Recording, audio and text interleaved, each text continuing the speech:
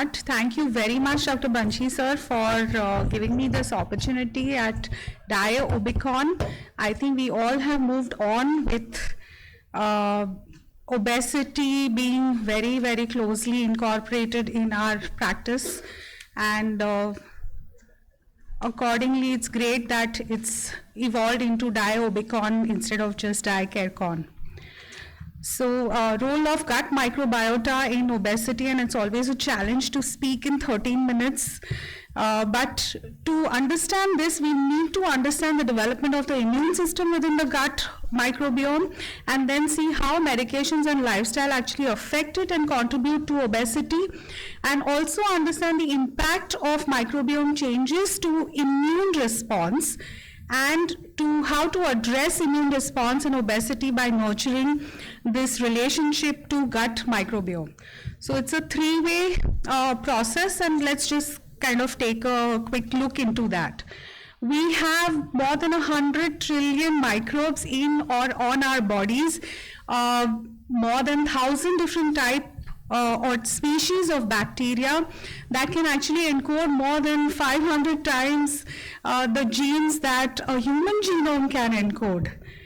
So again, gut microbiome itself 10 times more than the human cells, and it's highly varied. It includes bacteria, viruses, fungi, and parasites, more than 50 known bacterial phyla themselves. But 90% of the gut microbiota is composed of Bacteroidetes and Firmicutes, and they are unevenly distributed throughout the gut, right? The lowest in the stomach to the highest in the colon, going forward through the GI tract. And just to remind you all, again, a cross-section of our GI tract. Look at, we have the commensal bacteria there, which are the friendly, mutualistic, benefiting bacteria, and definitely more cells than we can imagine in the, more bacteria or microbiome in the gut than even the human cells. Then we have this entire green is the mucus layer, which is nothing but glycoprotein secreted by the goblet cells in the intestine. And this forms a nice layer to protect us from the antigens or pathogens. And then we have the epithelial layer, which is again the second barrier of defense. And that sort of, that keeps off the antigens, and also it makes sure, it ensures that there is a good balance of cytokines and chemokines, and as they mature, they keep going up and then they slough off. So when we talk about the turnover, it's essentially these cells which get eroded every 3 to 4 days, and they are renewed.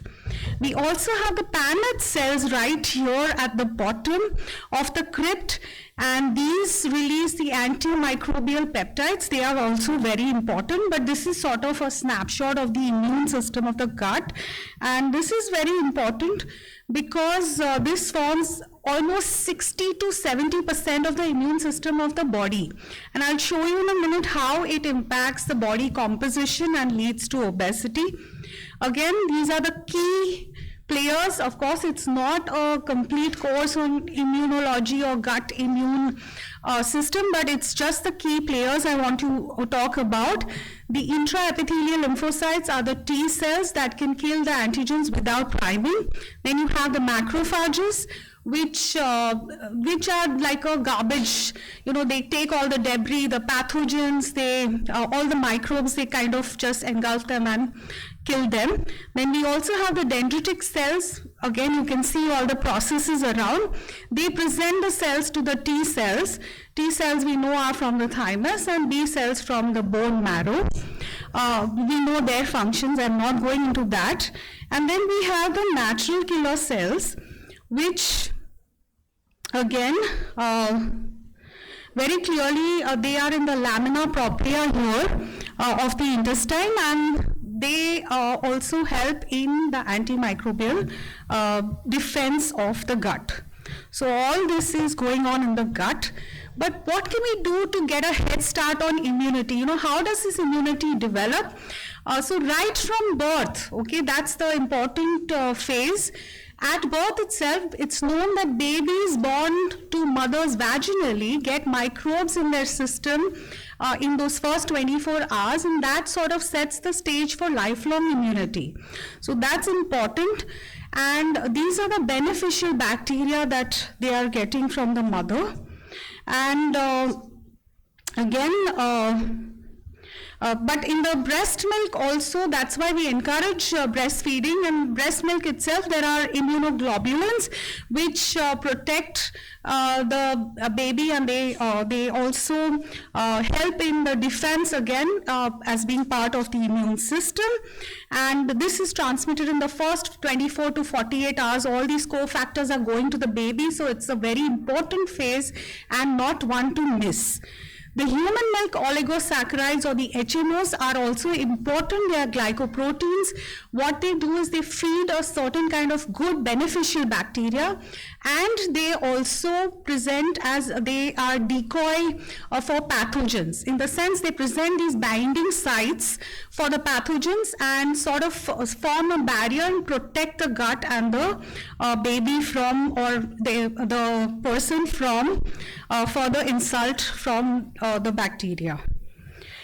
Now comes, so with all this establishment of the immune cells in the gut, we have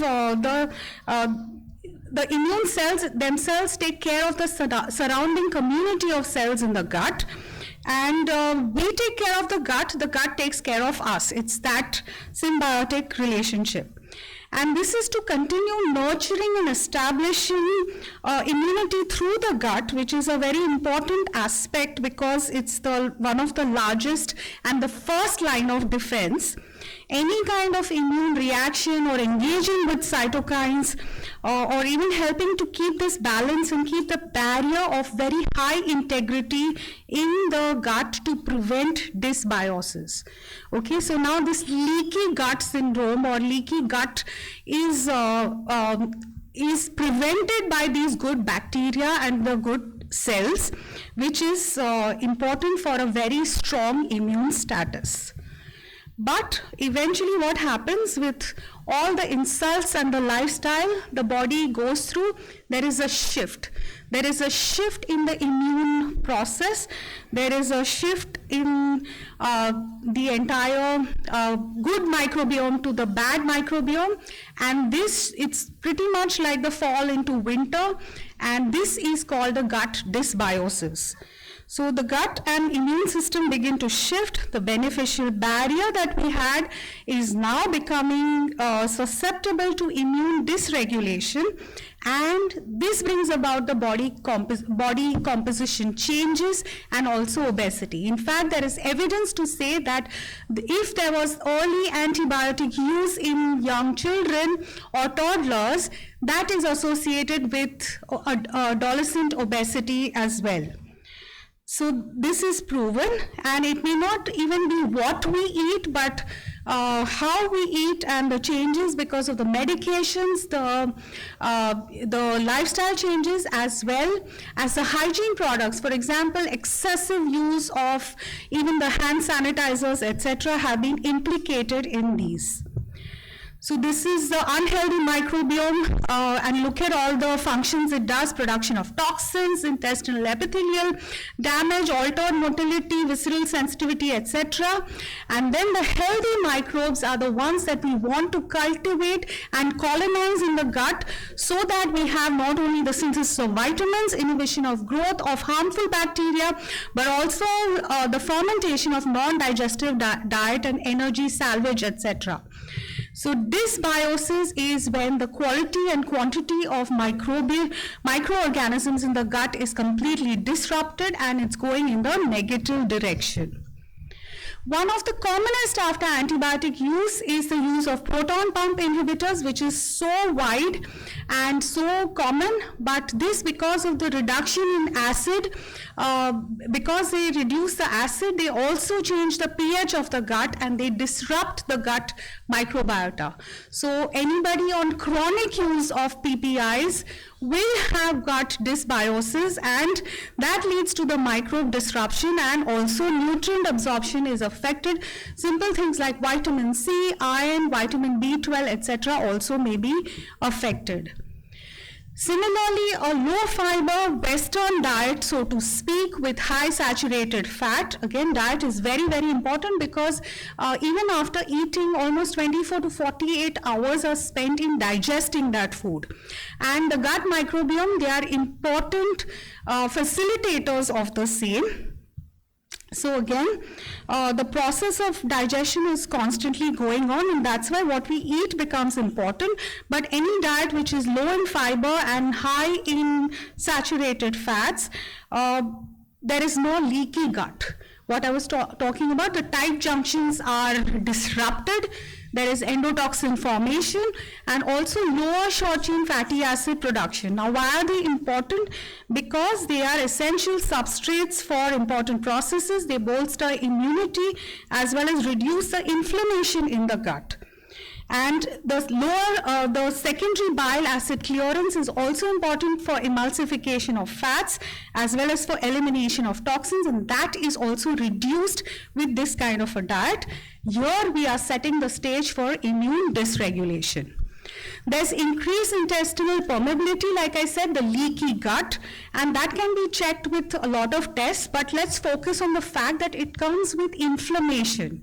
And this inflammatory response is what is disrupting the barrier, which is a defense line of defense for us, and also it is coming with a lot of endotoxin production from this unhealthy gut microbiome, and this causes that endotoxemia causes the changes in the body composition and obesity, further leading to inflammation not only in the gut, restricted to the gut, but also in the adipose tissue and other tissues.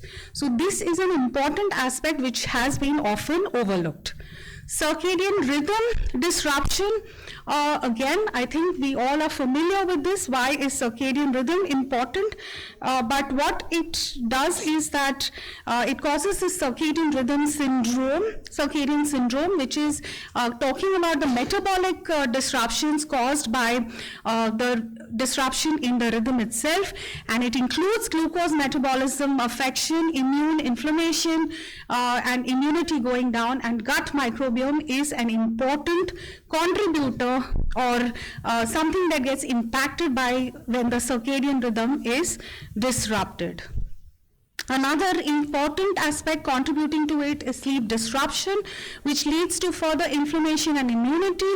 In fact, you can see that when the sleep is impacted, we are all more susceptible to getting infections as well. And the reason is here, there is a high level of inflammation going on in our body. Similarly, inactivity or obesity and immune shift are also known. Fat accumulation changes the adipose tissue WBC residence. There is an increase of inflammatory type of cells. And even the macrophages, the quality shifts from an anti-inflammatory type M2 to M1, which is pro-inflammatory. So overall factors that determine gut microbiota in health are type of delivery, environment, diet, age, puberty and pregnancy, living with pets, exposure to antimicrobial agents early on in life, and several other conditions or factors. So overall, we become vulnerable to reduced antibiotic responses, infection, and pro-inflammatory visceral fat, which is the leading cause of all metabolic manifestations, including Thank you. So how do we change that? With phytonutrients, which are, there's more and more emphasis on that because they will inhibit the pathogens that are harmful. They're anti-inflammatory, and this is that anti-inflammatory diet that people keep talking about.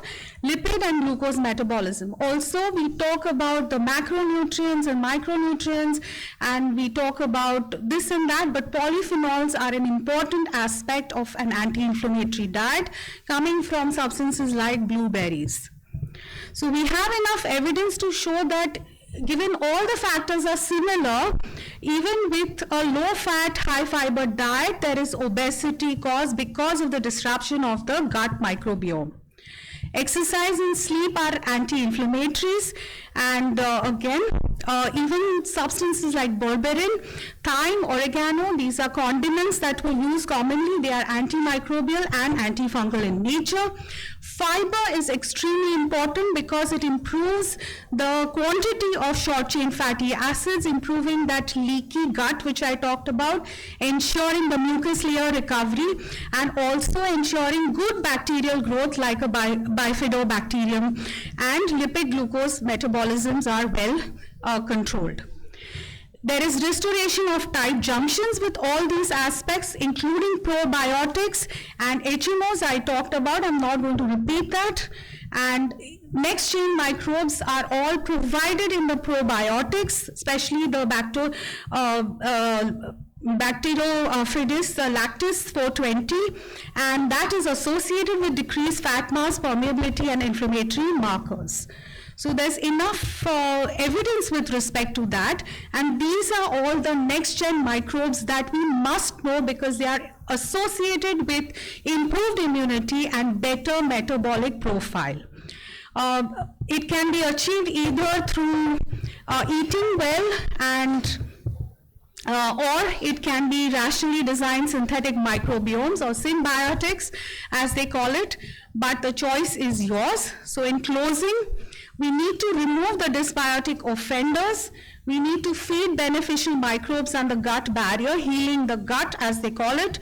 Supplement nutrients and probiotics for patient-specific needs, and consider lifestyle factors like stress, circadian rhythm, sleep. They are very important for this immune response or immunity in the gut, which is one of the largest contributors to our first line of defense and also to body composition changes. So thank you, dear Dr. Banshi sir and team Dacare for this outstanding opportunity. So thank you.